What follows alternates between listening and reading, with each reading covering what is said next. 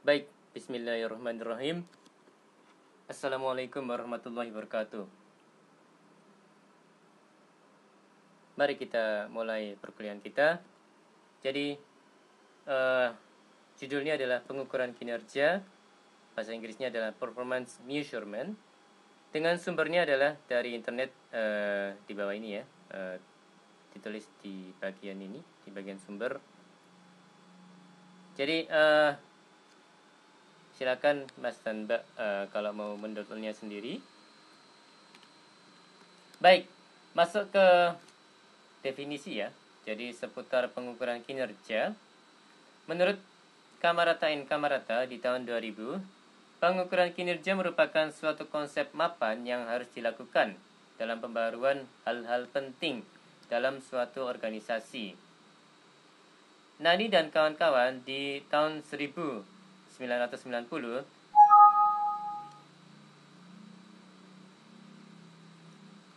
sistem pengukuran kinerja dikembangkan sebagai alat monitor dan menjaga pengendalian organisasi, di mana prosesnya menjamin organisasi menjalankan strategi untuk mencapai seluruh tujuan dan targetnya. Dan di tahun 1992, menurut Bricknell, pengukuran kinerja adalah agen kunci dalam perubahan organisasi.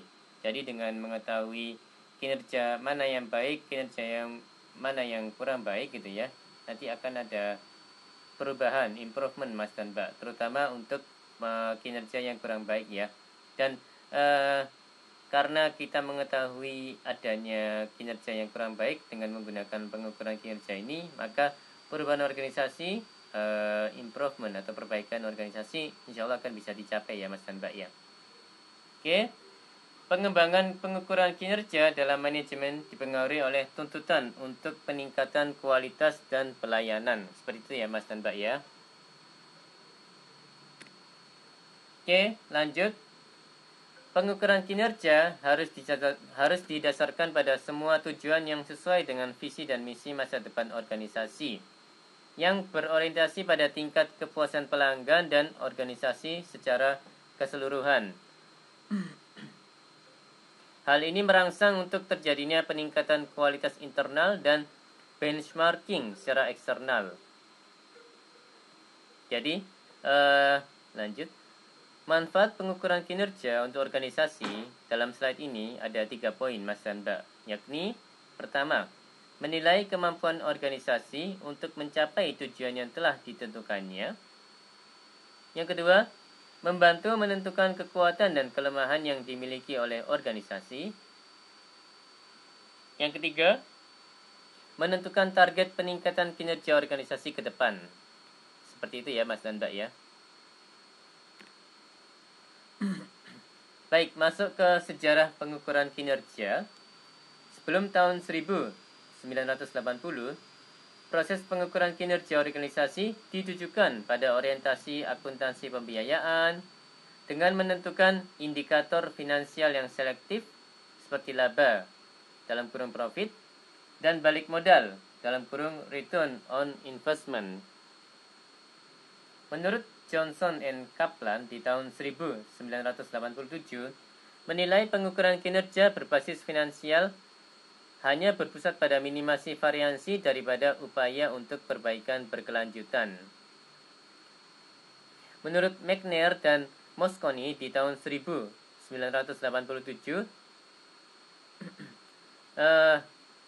beliau berdua mengusulkan perlunya pengukuran kinerja terintegrasi yang menggabungkan faktor finansial dan non-finansial terkait dengan penyusunan strategi perusahaan.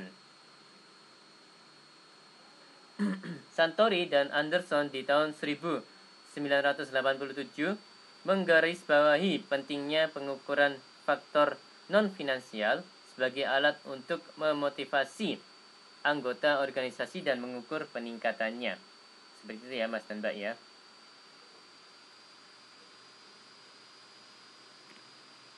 Oke, masih terkait dengan sejarah pengukuran kinerja.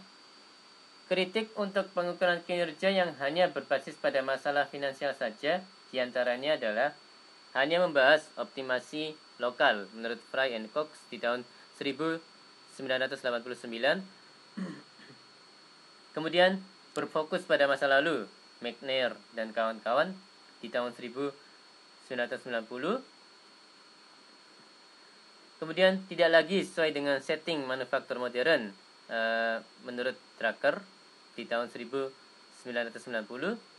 Dan kemudian tidak mampu menunjukkan upaya yang harus dilakukan perusahaan untuk mencapai kesuksesan manufaktur menurut Wisner and Faucett di tahun 1991.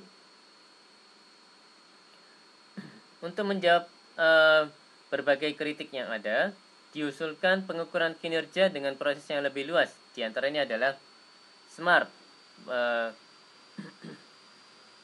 menurut Cross and Lynch di tahun 1988 sampai 1989 dan 1991. Kemudian ada lagi Galayini dan kawan-kawan di 1997, yakni The Integrated Dynamic Performance Measurement System. Seperti itu Mas dan Mbak. Oke, masih terkait dengan sejarah pengukuran kinerja. Proses evolusi sistem pengukuran kinerja manufaktur dalam konteks organisasi meliputi 5 tahapan. Yang pertama adalah tahap 1, yakni sistem tertutup.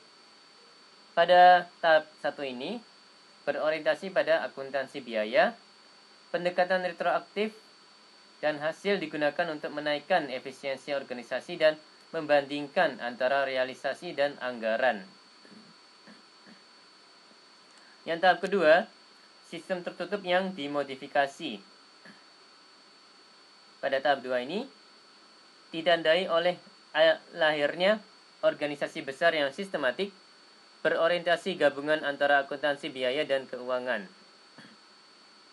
Kemudian pendekatan retroaktif. Kemudian hasil digunakan untuk menaikkan efisiensi internal dan menarik permodalan dari entitas eksternal. Seperti itu ya Mas dan Mbak ya. Kemudian yang ketiga, tahap 3, sistem semi terbuka. Ditandai dengan pertumbuhan aktivitas bisnis global dan perubahan pertumbuhannya. Poin berikutnya adalah berorientasi pada gabungan finansial dan non-finansial. Baik, tahap ketiga adalah tahap sistem semi terbuka. Pada tahap ini ada beberapa poin, yakni ditandai dengan pertumbuhan aktivitas bisnis global dan perubahan pertumbuhannya.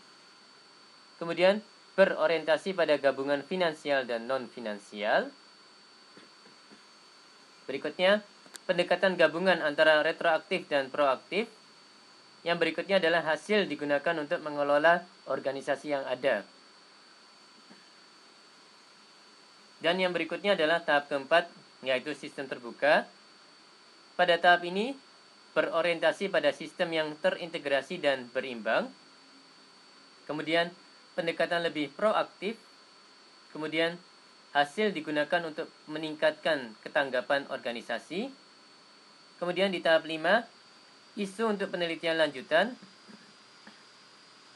Ada beberapa poin ya, yakni sistem pengukuran yang dirancang untuk mengamati efektivitas dari setiap sumber daya dan keseluruhan organisasi.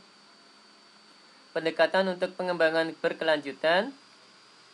Hasil digunakan untuk mempersiapkan organisasi menjadi unggul.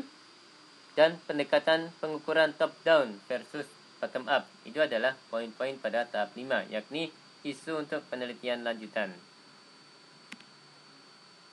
Oke. Masuk ke pembahasan terkait karakteristik pengukuran kinerja menurut Pittitetti dan kawan-kawan di tahun 2000. Pengukuran kinerja harus memiliki karakteristik sebagai berikut, yakni yang pertama, sensitif untuk mengalami perubahan karena pengaruh lingkungan internal dan eksternal dari organisasi. Berikutnya, mengkaji ulang tujuan internal organisasi ketika terjadi perubahan lingkungan internal maupun eksternal yang signifikan. Berikutnya, menguraikan perubahan terhadap tujuan internal dan mengutamakan bagian kritis dari organisasi untuk menjaga kesesuaian sepanjang waktu. Yang berikutnya, menjamin bahwa hasil yang dicapai melalui pengembangan program, dalam kurung perencanaan ya Mas dan Mbak ya. Baik, penggunaan pengukuran kinerja dapat dipisahkan dalam dua kelompok besar, yakni yang pertama, ditentukan dari strategi. Pengukuran kinerja digunakan untuk mengukur keberhasilan implementasi strategi tersebut. Ini referensi-referensi yang membahas ini adalah Vitale and Mavrinach di tahun 1995 dan Kaplan and Norton di tahun 1996 ya. Kemudian informasi dan umpan balik dari pengukuran dapat digunakan untuk menguji asumsi dan validitas dari strategi ya. Ini referensi-referensi ini adalah Eccles and Pibon di tahun 1992, kemudian Kaplan and Norton di tahun 1996, Fowler and Chahar-Baghi di tahun 1995 ya, Mas dan Mbak. Baik. Menurut Dempsey dan kawan-kawan di tahun 1997, indikator dalam Integrated Performance Measurement Systems ada beberapa ya.